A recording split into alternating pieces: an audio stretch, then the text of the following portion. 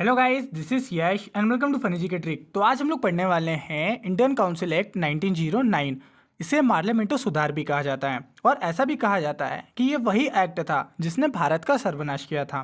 तो आखिर ये किसने कहा था और ये क्यों कहा था, ये भी हम लोग जो है इस वीडियो में देखेंगे। तो चलिए बिना देरी के हम लोग स्टार्ट करते हैं।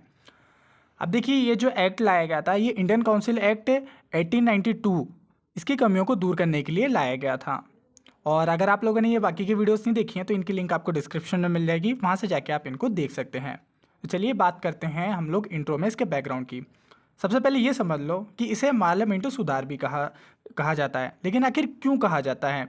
आखिर ये जो पार्लियामेंटो है ये कौन है? अब देखो, यहाँ पर आपको ये जो मार्ले दिख रहा है ना, ये होते हैं सेक्रेटरी ऑफ स्टेट। हम लोगों ने देखा था स्टार्टिंग में ही, जब जो है वायसराय की पोस्ट रखी गई थी और 1857 की क्रांति के बाद जो है हमारा ब्रिटिश शासन जो है कंपनी शासन से शिफ्ट होके हमारा रानी शासन यानी कि क्राउन शासन हो गया था। उसके बाद जो है एक नई पोस्ट बनाई गई थी सेक्रेटरी ऑफ स्टेट की। तो ये जो सेक्रेटरी ऑफ स्टेट हैं ये बड़े हुआ करते थे, मतलब कि भारत के लिए जो बड़े बड़े डिसीजन लेना हो उसके पीछे सबसे बड़ा रोल किनका रहता था? सेक्रेटरी ऑफ स्टेट का रहता था। तो जो बड़ा रहेगा उसका नाम पहले आएगा, इसलिए मार्ले का नाम पहले आया था। ओके, ऐसे ही आगे भी जो एक्ट आएगा ना, मॉन्टेग्यू चेम्सफोर्ड जो सुधार है, उसमें भी जो आगे जिसका नाम रहेगा ना वो रहेगा सेक्रेटरी ऑफ स्टेट। इसके बाद मिंटो कौन थे? मिंटो उस टाइम के वायसराय थे। ठीक है, तो ये ध्यान रखना है कि मॉर्ले मिंटो सुधार नाम किसके नाम से पड़ा? एक सेक्रेटरी ऑफ स्टेट, और मिंटो जो है उस टाइम के वायसराय थे। अब देखिए, बात करते हैं कि आखिर ये एक्ट लाया क्यों गया। देखिए, होता क्या है, 1906 में दो बड़े चेंजेस होते हैं। सबसे पहले तो ये होता है कि जो लिबरल पार्टी है जो कि ब्रिटेन में है, ये अब सत्ता में आ जाती है।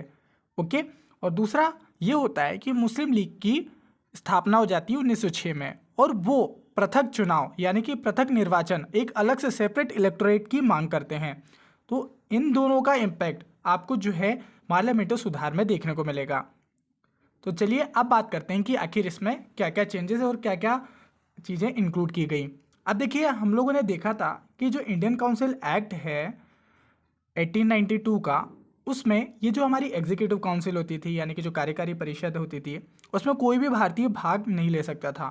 बट इस एक्ट के माध्यम से हुआ क्या कि इसमें अब एक भारतीय भी पार्टिसिपेट ले सकता था, और इनका नाम था सत्येंद्र प्रसन्न सिन्हा, जो कि लॉ से रिलेटेड थे। ओके, लॉ से रिलेटेड काम को संभालते थे। ध्यान रखना गाइस, यहाँ पे क्वेश्चन एग्जाम में पूछा जा सकता है कि फर्स्ट इंडियन कौन थे जो कि एग्जीक्यूटिव काउंसिल में शामिल हुए थे, तो वो थे सत्येंद्र प्रसन्न सिन्हा। ओके, ध्यान रखना। इसके बाद अगला इंपॉर्टेंट चेंज ये हुआ कि आप लोग यहाँ पर देखेंगे कि ये जो विस्तारित परिषद है उसमें इनकी संख्या कितनी होती थी? 10 से 16। बट हुआ क्या, इसमें जो है इनकी संख्या बढ़ा दी गई। इसमें इनकी संख्या कर दी गई 16 से 60, जिसमें सरकारी होते थे 28 और गैर सरकारी होते थे 32। और जैसे कि मैंने आपको पिछले वाली वीडियो में बताया था कि वहाँ पर अप्रत्यक्ष चुनाव की स्टार्टिंग तो हो गई थी, बट वो प्रांत लेवल पे, प्रोविंशियल लेवल पे हो गई थी। बट इसमें क्या किया गया? अप्रत्यक्ष चुनाव की शुरुआत कर दी गई सेंट्रल लेवल पे। ये जो गैर सरकारी, जो नॉन ऑफिशियल पर्सन हुआ करते थे, ये जो है इसमें से कुछ लोग अप्रत्यक्ष यानी कि इनडायरेक्टली इलेक्टेड होके आ जाते थे।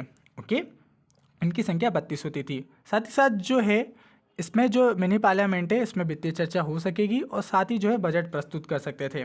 जबकि हम लोगों ने पहले क्या देखा था, उसमें भी जो है बजट प्रस्तुत कर सकते थे, तो ये यहाँ पर कंटिन्यू रहा।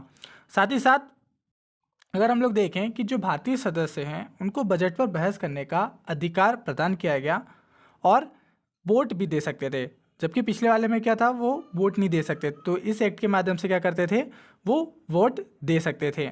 और साथ ही साथ जो है कार्यकारी परिषद में भारतीय भाग ले ही सकते थे। और जो परिषद में सरकारी और जो मनोनीत सदस्य हैं यानी कि जो नॉमिनेटेड सदस्य हैं, उन्हीं का ही जो है सबसे ज़्यादा प्रभुत्व रहता था। तो आप देख ही रहे होगे कि कम से कम 28 और 32 टोटल मिला के यहाँ पर 60, तो इन्हीं का ही प्रभुत्व ज़्यादातर रहेगा ही। ओके, तो ये चेंजेस हुए थे, ध्यान रखना, वेरी वेरी इंपॉर्टेंट है। इसके बाद अगला इंपॉर्टेंट चेंजेस ये हुआ कि अब 7 जगह पर प्रांतीय विधानमंडल बना दिए गए, यानी कि अब आप कह सकते हो कि 7 राज्य बन गए थे अब। तो जिसमें हम लोगों ने देख चुके थे कि बॉम्बे प्रेसिडेंसी, बंगाल प्रेसिडेंसी और मद्रास प्रेसिडेंसी। इसके बाद बाकी के 4 कौन कौन से आए? पंजाब प्रेसिडेंसी, यूपी प्रेसिडेंसी और असम प्रेसिडेंसी और बर्मा प्रेसिडेंसी। अब यहाँ पर आपको 4 दिखेंगे, बॉम्बे, यूपी और बंगाल और मद्रास। यहाँ पर जो सदस्यों की संख्या थी, अतिरिक्त सदस्यों की संख्या, एडिशनल मेंबर की संख्या, इनको 50 कर दिया गया था।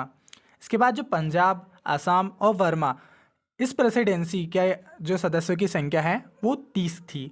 ठीक है, तो ये ध्यान रखना, एडिशनल मेंबर कितने थे, यहाँ के 30 थे। ओके, इसके बाद मोस्ट इंपॉर्टेंट पॉइंट बताने जा रहा हूँ गाइस, ऑलरेडी एग्जाम में भी पूछा गया है, तो ध्यान रखना। अब देखिए हुआ क्या था, जैसे कि मैंने आपको स्टार्टिंग में बताया था कि 1906 में मुस्लिम लीग की स्थापना हो जाती है।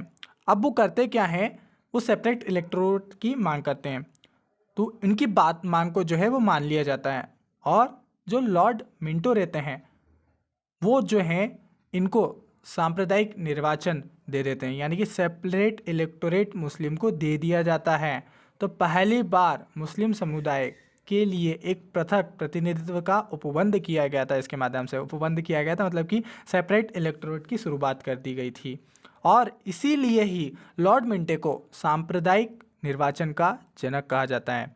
अब देखिए गाइस, जो है मुस्लिम लीग को जो है या मुस्लिमों को एक अलग समुदाय या अलग से सेपरेट इलेक्टोरेट दे दिया गया था। एक तरीके से आप लोग कह सकते हैं कि जो पाकिस्तान की डिमांड आज जो हमारा पाकिस्तान है ना, हमारा पाकिस्तान जो पहले भी हमारा ही था, तो जो पाकिस्तान है इसकी नींव वो यहाँ से रखना शुरू हो गई है।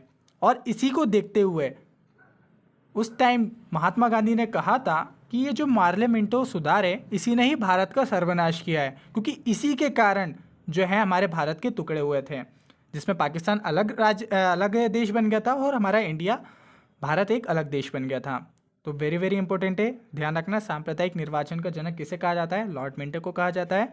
और सांप्रदायिक सेपरेट इलेक्टोरेट की शुरुआत किस में की गई थी, या सेपरेट इलेक्टोरेट मुस्लिम लीग को या मुस्लिमों को सेपरेट इलेक्टोरेट किस एक्ट के माध्यम से दिया गया था, तो वो ध्यान रखना, पार्लियामेंटो सुधार के माध्यम से। Okay, so Indian council act 1909 की कमियों को दूर करने के लिए 10 साल बाद एक नया एक्ट आता है जिसको गवर्नमेंट ऑफ इंडिया एक्ट 1919 कहा जाता है। इसे मॉन्टेग्यू चेम्सफोर्ड सुधार भी कहा जाता है, जिसे हम लोग नेक्स्ट वीडियो में देखेंगे। तो आई होप गाइस आपको सिंपल वे में सारी चीज़ें समझ में आया होगा। वीडियो अगर आपको अच्छा लगा तो दूसरा शेयर करने का आइडिया बुरा नहीं है। इसी तरह की मैं बहुत सारी वीडियो आपके लिए लाता रहता हूँ। चैनल पे अगर आप नए हो तो चैनल को सब्सक्राइब करके बेल आइकन प्रेस करना मत भूलिएगा। तो चलिए मिलते हैं नेक्स्ट वीडियो में, तब तक के लिए खुश रहिए, मुस्कुराते रहिए। जय हिंद, जय भारत। So Indian council